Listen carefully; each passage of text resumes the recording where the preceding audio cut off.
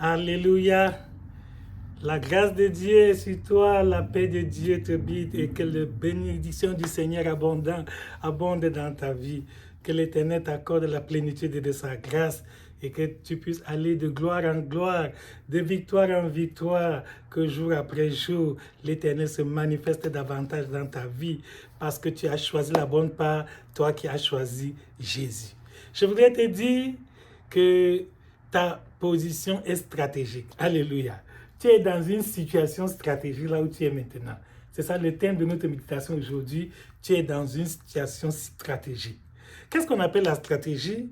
C'est l'ensemble des opérations que l'on mène, des actions que l'on pose en vue d'un but bien, pour atteindre un but bien précis. Et généralement, ça se fait même dans la guerre. Quand une armée a atteint un objectif, il y a un ensemble d'opérations, de travaux, de choses préalables, tout ça pour l'objectif bien précis. Même sur le plan économique, une entreprise a une stratégie. Oui, elle a des choses qu'elle met en point, des actions qu'elle entreprend, tout ça pour que ses produits puissent atteindre la cible, de trouver un public bien disposé qui va pouvoir les consommer et lui permettre de réaliser d'énormes bénéfices. Donc, je dis que tu es dans une situation stratégique. Pourquoi? Parce que la position que tu occupes maintenant, l'état de ta vie, vraiment, c'est ce que Dieu veut, c'est ce qu'il faut pour que la gloire de Dieu paraisse.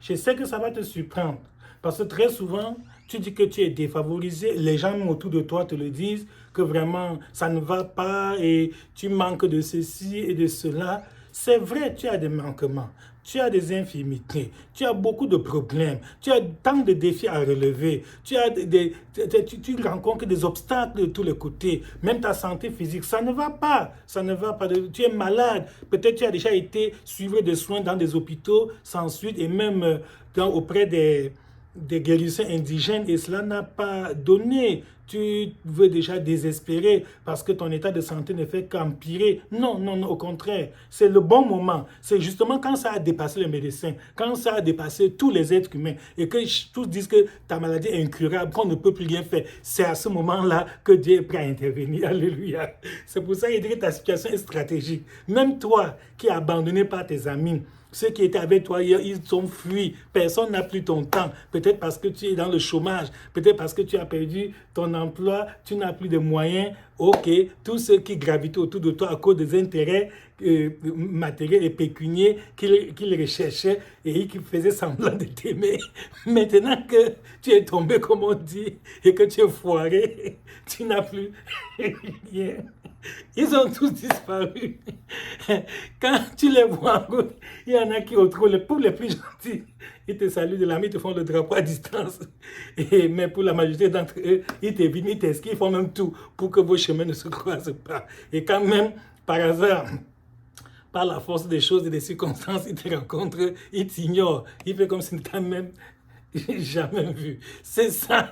C'est dans cette situation-là que Dieu veut te porter secours, Dieu veut intervenir. Dans Marc, chapitre 2, verset 17, la parole, Jésus-Christ dit aux hommes qu'il n'est pas venu pour ceux qui sont en bonne santé, il est venu pour les malades. Donc Jésus est venu justement sauver les personnes qui ont des problèmes.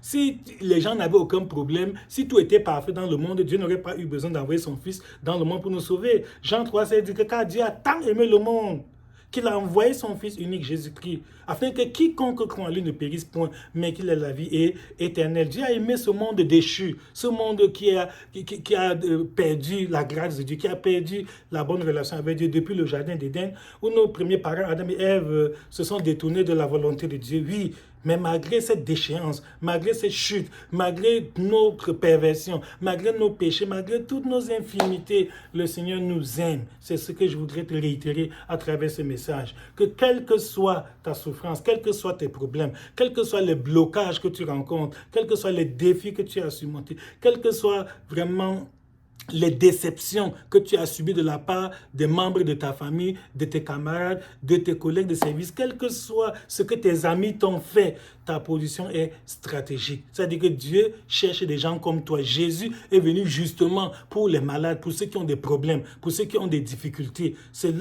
lorsque quelqu'un est dans une situation désespérée, quelque chose que lui-même, si tu étais dans une situation où tu peux te sauver toi-même, mais Jésus serait donc inutile, il n'aurait même pas envoyé son Fils dans le monde.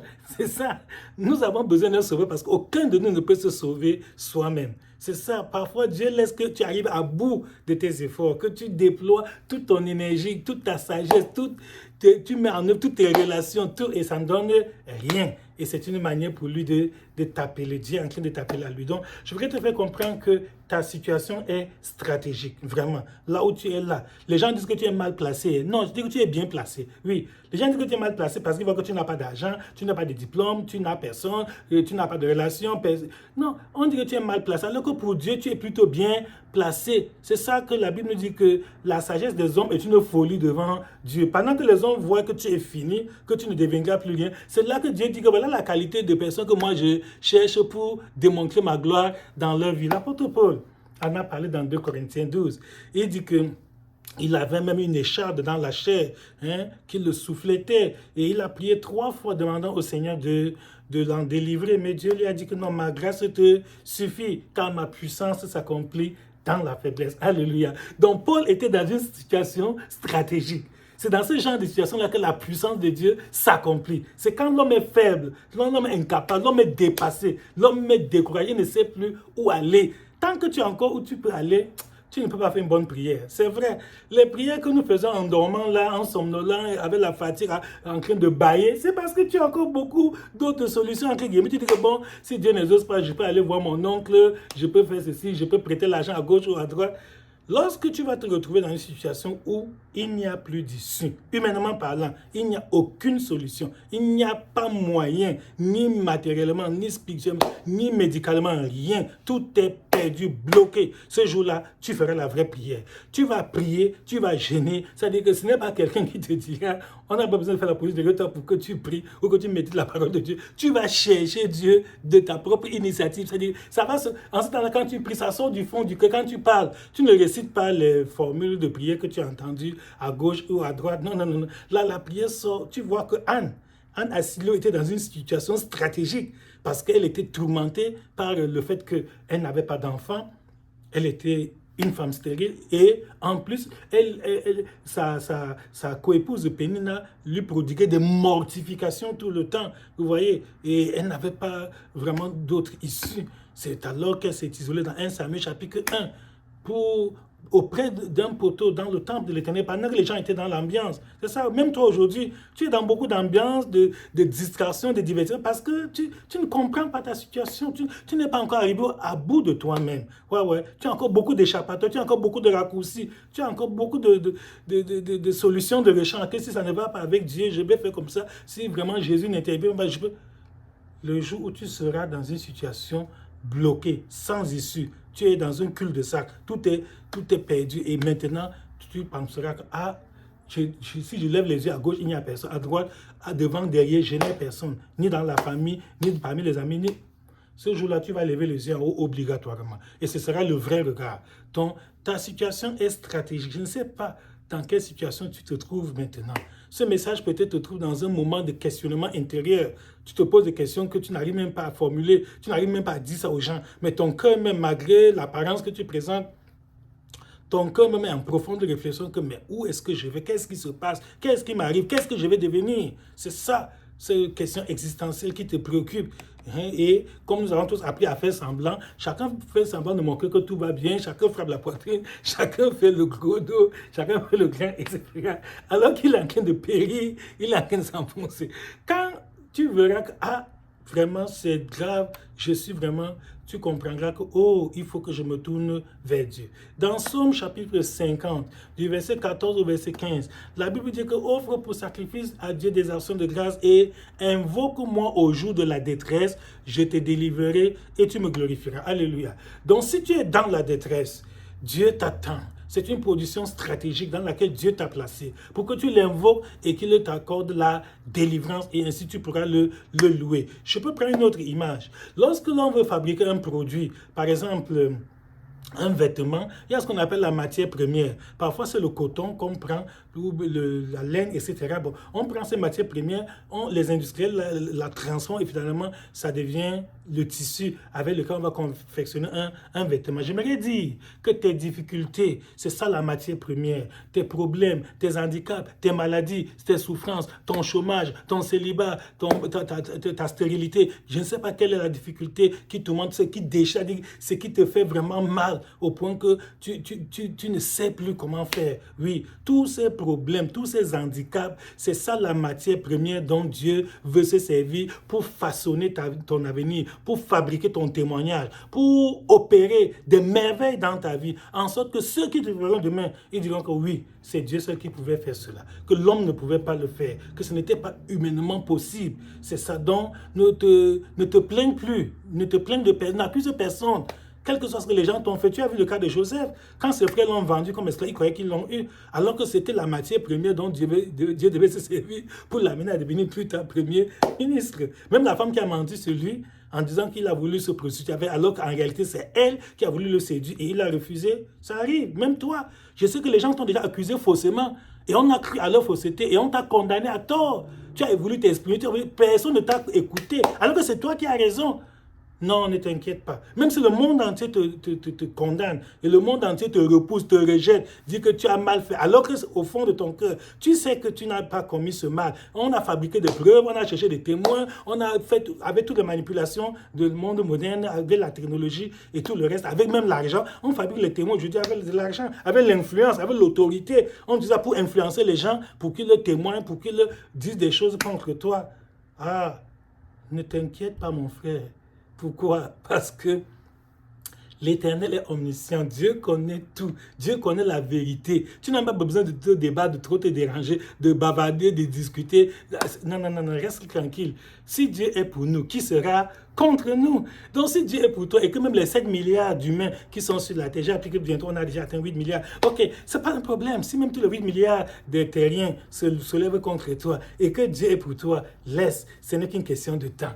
Ta position est stratégique. Le Seigneur va s'en servir pour démontrer sa gloire. Et demain, la confusion sera dans le camp de ceux qui t'accusaient, ceux qui se moquaient de toi, ceux qui aujourd'hui te dénigrent, etc. Demain, c'est eux qui te chercheront. C'est eux qui viendront te demander de l'aide parce qu'ils verront que, ah, assurément, Dieu est avec toi. C'est ça. Donc, ne t'inquiète plus, ne te gêne plus. Tu es souvent trop distrait parce que tu perds le temps à te justifier à gauche, à expliquer à droite. Tant que les hommes ont la bouche, les hommes vont parler. Tu ne peux pas empêcher les gens de parler. Donc ne perds plus le temps. On a parlé de moi, on a sali mon nom, on a dit ceci, ce n'est pas vrai, etc. Tu vas faire ça jusqu'à quand? Pourquoi? Parce que ceux devant qui tu veux te justifier, là, sont ceux dont les accusations, les mensonges, les calomnies sont parvenus à tes oreilles. Tu ne sais pas combien de gens parlent mal de toi et que tu n'es même pas au courant, tu ne sais pas. Plus qu'ils rient avec toi tous les jours. Si tu entends ce qu'ils disent sur ton dos, dès que vous savez, tu ne peux pas imaginer. Donc c'est une peine perdue, c'est un combat perdu d'abord. Il ne faut pas perdre le temps là-dessus. Reste tranquille. Tu es dans une situation stratégique. Jésus est venu pour les médecins. Il est venu pour ceux qui souffrent, ceux qui ont des problèmes, des cas désespérés. Il est le spécialiste des cas perdus, c'est-à-dire des situations humainement impossibles comme la tienne. La seule chose que tu dois faire, c'est de garder confiance en Dieu. Donc, je répète que tes problèmes, tes soucis, tes maladies, tes handicaps, tous tes blocages, toutes les choses que les gens utilisent pour se moquer de toi avec l'air. Oui, écoute, c'est ça la bonne position. Donc, ne te plains plus que pourquoi je suis né à tel endroit, pourquoi j'habite même ici, pourquoi je suis cela. Non, tu es né au bon endroit et au bon moment. Ouais.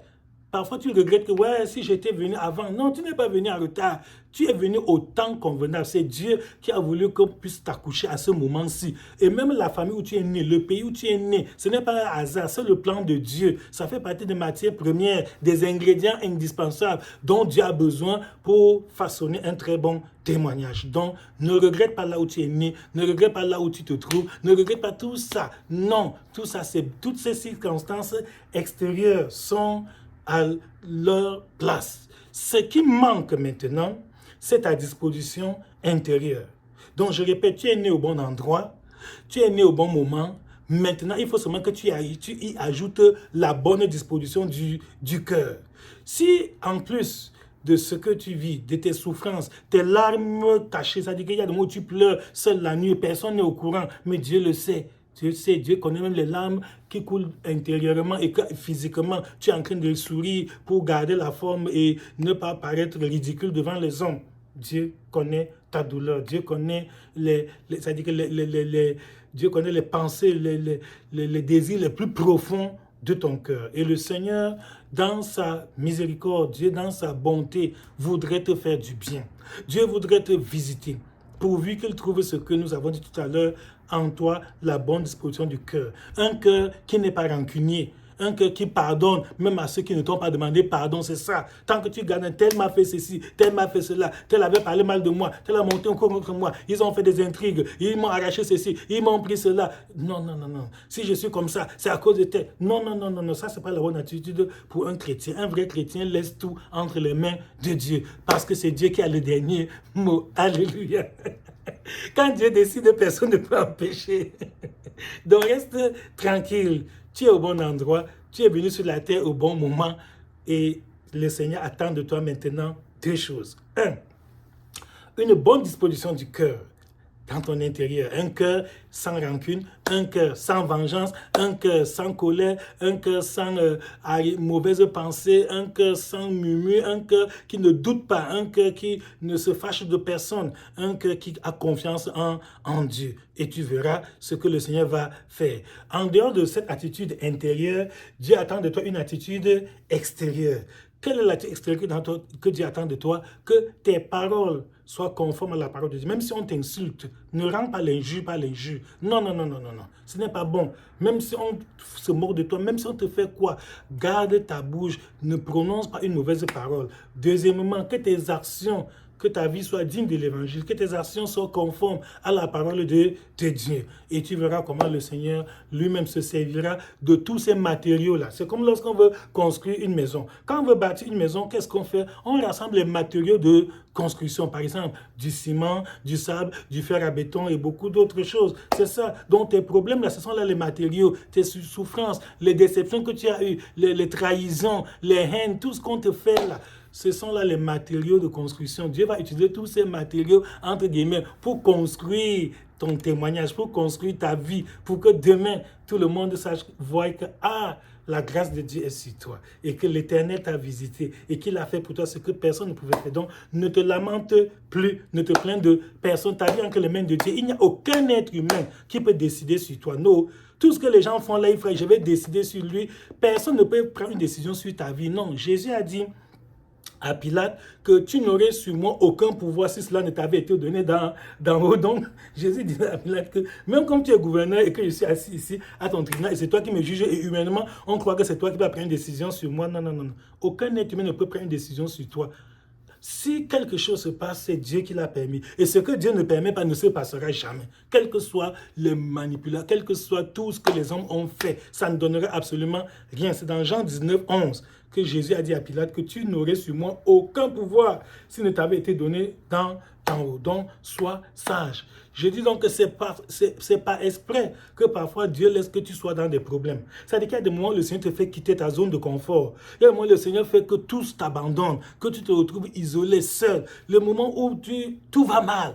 Même tes affaires, ton business, ton commerce, ton travail, tu as des problèmes là où tu ne t'y attendais pas, là où tu pensais avoir vraiment tout arrangé. Subitement, tout s'écroule. Oui, et le Seigneur, à ce moment-là, te tend les mains.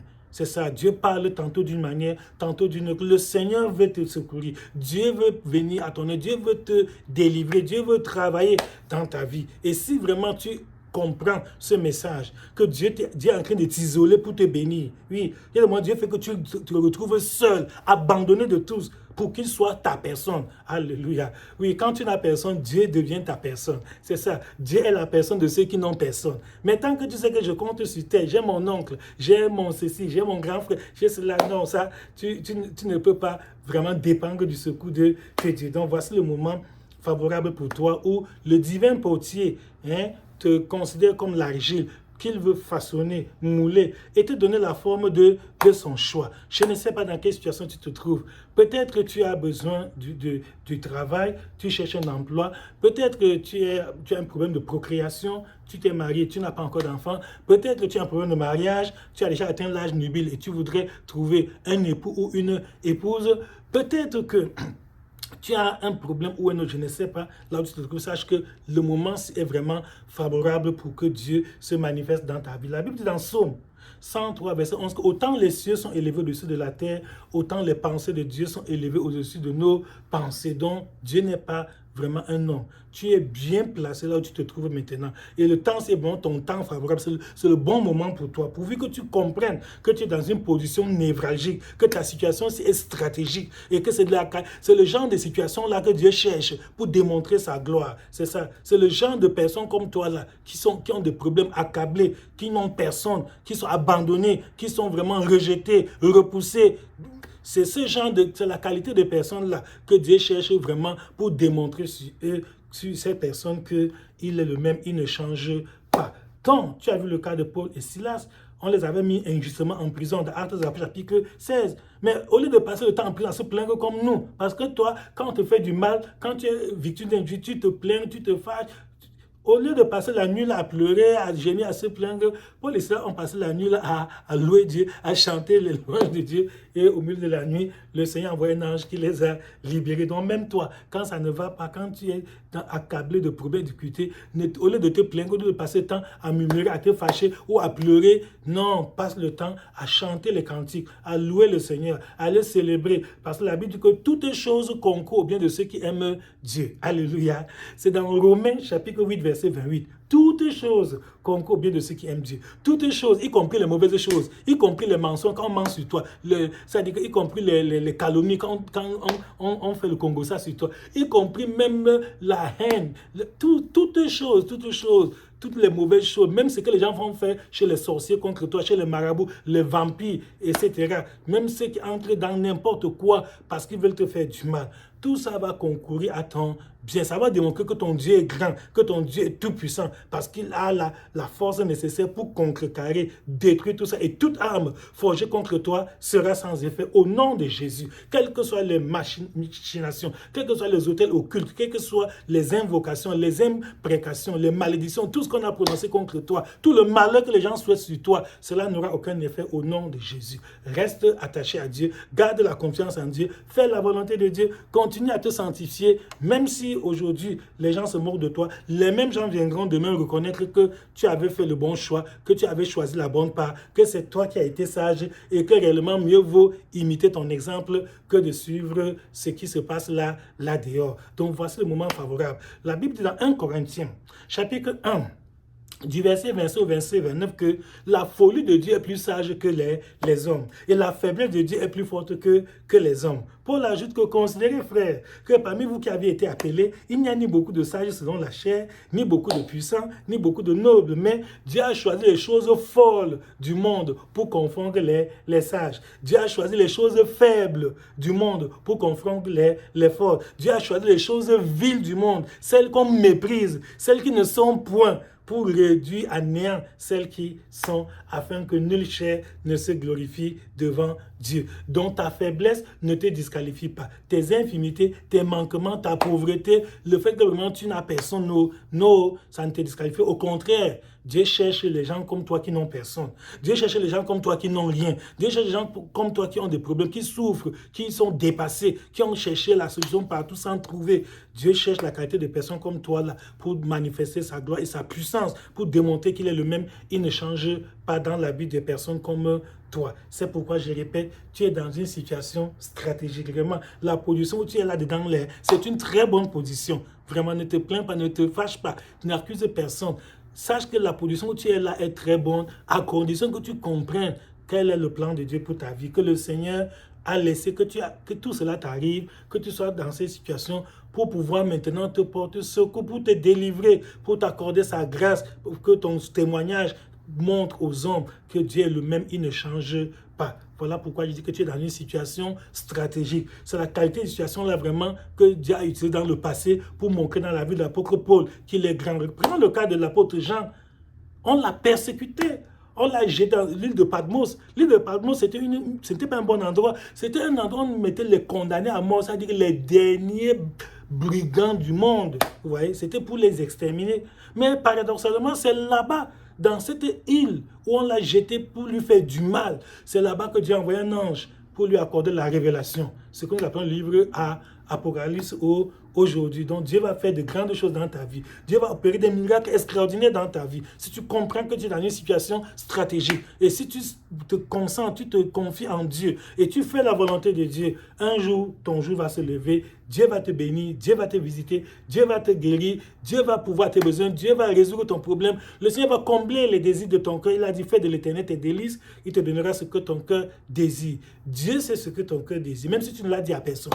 Même si ceux à qui tu t'es confié sont moqués de toi, ils ont pris tes secrets, ils ont écouté tes confidences pour aller raconter partout et rire. Alors que toi, tu croyais que tu leur disais pour qu'ils en fassent des sujets de prière ou bien qu'ils te donnent des conseils pour qu'ils t'accordent une aide sur une forme sur une autre. Ça ne fait rien. Dieu ne déçoit jamais. Les hommes t'ont déçu, mais Dieu ne déçoit jamais. Dieu est fidèle à ses promesses. Il est le Dieu de la plénitude. Il n'agit pas à moitié. Il va intervenir bientôt parce que ta situation est stratégique. Laisse donc que Dieu utilise toutes ces matières premières, tous tes problèmes qui sont la matière première pour la fabrication de ton témoignage. Laisse que Dieu utilise tous ces matériaux de construction qui sont déjà rassemblés dans ta vie actuelle. Laisse que le Seigneur n'attend que ton autorisation pour se servir de tout ça. Lui, le divin potier, il attend seulement que toi, l'agile, tu te laisses malléable dans ses mains, que tu te laisses souple pour qu'il puisse te façonner, qu'il puisse te mouler et que ainsi, on parle de toi comme quelqu'un que Dieu a utilisé, un grand instrument de Dieu. Ta vie sera un témoignage extraordinaire pour notre époque. Dans notre histoire, on te mentionnera comme l'un des héros de la foi, comme l'une des héroïnes de la foi, comme l'une des personnes dans la vie de qui Dieu a démontré sa puissance. Je répète, ta situation est stratégique. Là où tu es, vraiment, c'est une très bonne situation. Vraiment, là où tu es dans un très bon moment. L'essentiel est que tu comprennes la volonté de Dieu et que tu te soumettes à sa volonté. Le Seigneur fera le reste. Que l'Éternel te bénisse par ce message, que la grâce de Dieu te localise par cette exhortation, que le Seigneur t'aide à comprendre en quel temps tu te trouves et à quelle est l'attitude qu'il attend de toi. Que Dieu t'aide par ce message vraiment à prendre la bonne décision, à garder la bonne attitude de cœur et à continuer à te confier en lui, à garder confiance en lui, à croire en lui et à attendre le secours de l'Éternel. Il va se révéler très bientôt et tu vas le louer, tu vas le célébrer, tu vas l'exalter et le nom du Seigneur sera davantage glorifié. Que le Seigneur te bénisse et te localise, que la grâce de Dieu t'aide, te fortifie, vraiment t'édifie par ce message. Au nom de Jésus-Christ. Amen. Amen.